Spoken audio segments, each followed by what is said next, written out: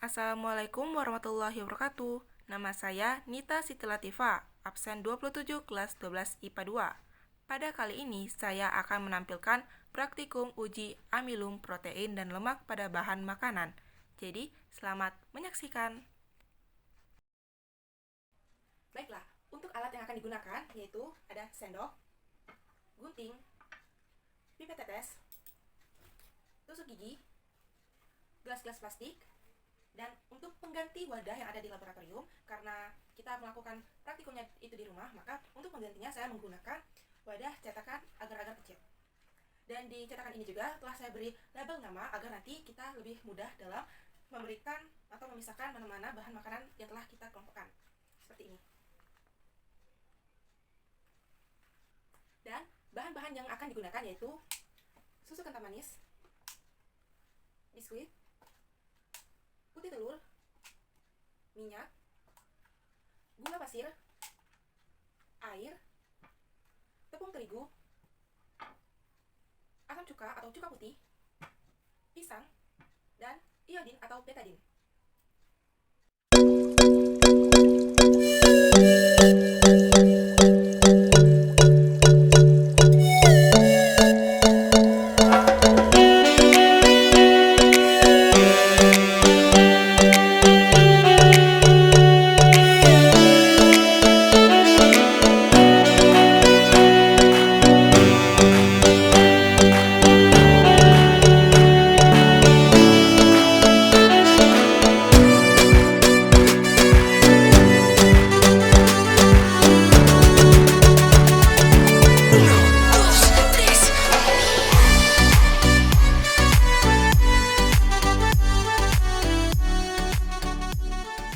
Selanjutnya adalah memindahkan bahan-bahan yang sudah siap ini ke dalam wadah penguji.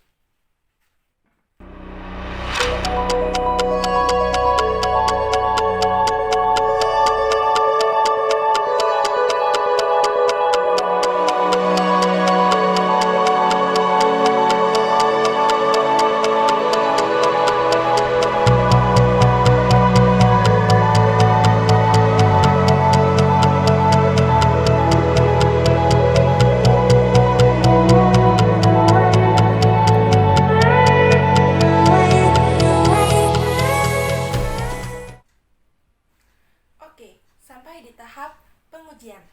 Pada tahap ini, tahap yang pertama akan dilakukan adalah tahap uji kandungan amilum pada bahan makanan dengan medianya adalah iodin atau betadin.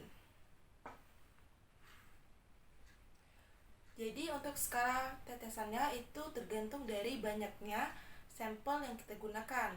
Jika satu sampel itu isinya sudah cukup banyak, maka kita bisa menggunakan skala 10-15 tetesan. Tetapi jika sampel yang kita gunakan itu isinya hanya sedikit, tidak terlalu banyak, maka skala tetesan yang kita gunakan bisa 3-5 saja.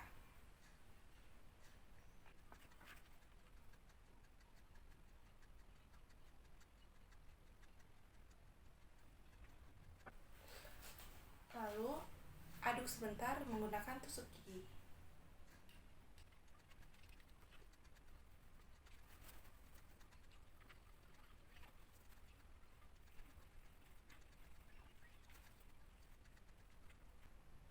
Baiklah, sekarang kita lanjut ke pengujian yang kedua, yaitu uji protein dalam bahan makanan. Yang mana medianya kita menggunakan asam cuka atau cuka putih.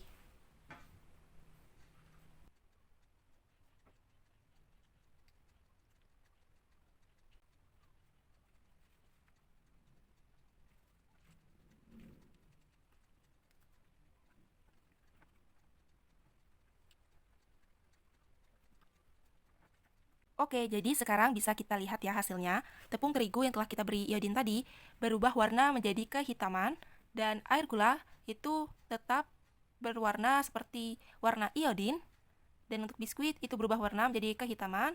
Begitu juga dengan pisang yang telah dihancurkan dan diberi tambahan sedikit iodin, itu berubah menjadi kehitaman. Dan untuk susu itu tetap sewarna dengan warna iodin. Dan untuk putih telur itu tidak terjadi perubahan warna setelah diberi iodin. Dan untuk minyak yang sudah diberi iodin itu tetap sewarna dengan warna iodin. Dan sekarang lanjut ke bahan makanan yang tadi kita beri campuran beberapa tetes asam cuka.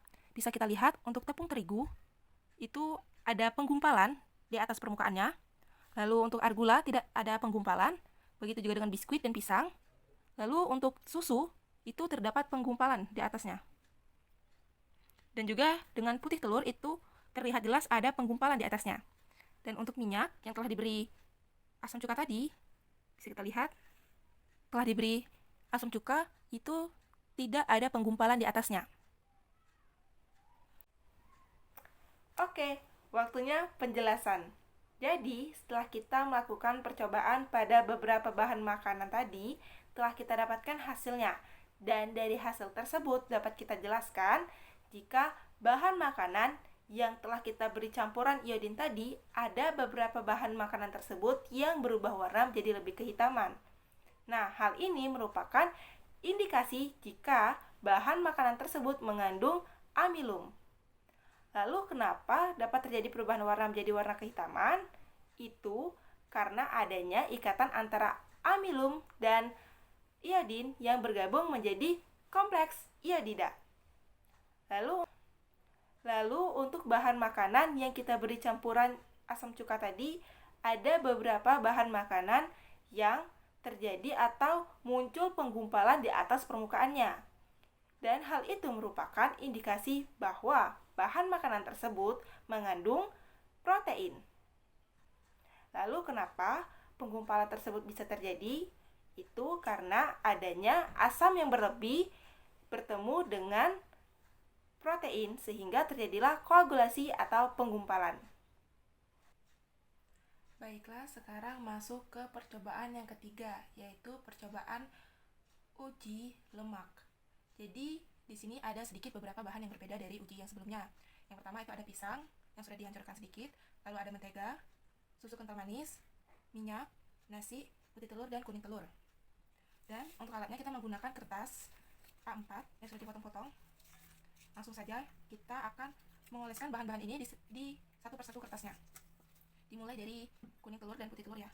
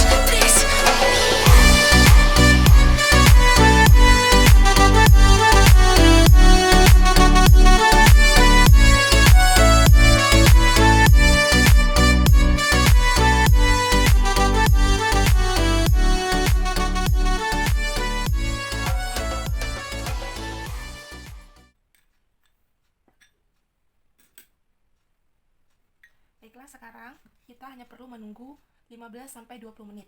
Baru setelah itu kita dapat melihat hasilnya dengan menerawangnya ke arah sinar atau lampu. Baiklah, setelah 15 menit kita bisa melihat hasil dari uji lemak yang kita cobakan pada beberapa bahan makanan ini. Yang pertama kita mulai dari mentega. Nah, pada mentega ini bisa kita lihat jika terdapat tembus pandang seperti ini pada kertas yang telah dipolesi dengan mentega, yang mana ini merupakan indikasi bahwa mentega mengandung banyak lemak. Lalu ada putih telur. Di sini juga saya mencobakan sedikit pada kuning telur. Dan pada kuning telur itu tidak ada tembus pandang, berarti kuning telur tidak terindikasi dengan adanya lemak pada kuning telur. Dan pada putih telur bisa dilihat ada sedikit tembus pandang, walaupun tidak setebal pada mentega tembus pandangnya, tapi ada sedikit, dan ini merupakan indikasi bahwa putih telur mengandung sedikit lemak. Lanjut pada pisang. Pada pisang tidak terdapat tembus pandang, berarti pisang tidak terindikasi adanya lemak pada pisang. Lanjut dengan nasi. Pada nasi juga tidak terdapat tembus pandang, yang mana berarti nasi tidak terindikasi adanya kandungan lemak di dalam nasi. Lanjut pada susu kental manis atau kental manis. Pada kental manis juga tidak terdapat tembus pandang, yang menandakan bahwa kental manis tidak mengandung lemak. Lalu yang terakhir ada pada minyak. Pada minyak, keseluruhannya terjadi tembus pandang pada bagian yang diolesi dengan minyak, yang mana berarti minyak terindikasi mengandung banyak lemak. Oke, sekian video praktikum yang dapat saya tampilkan. Terima kasih. Wassalamualaikum warahmatullahi wabarakatuh.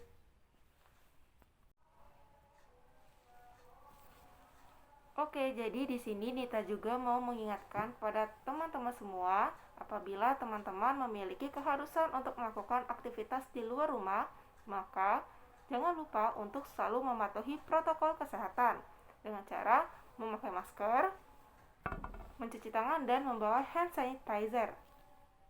Tapi sebisa mungkin untuk menghindari aktivitas di luar rumah ya. Oke, sekian. Stay safe everyone.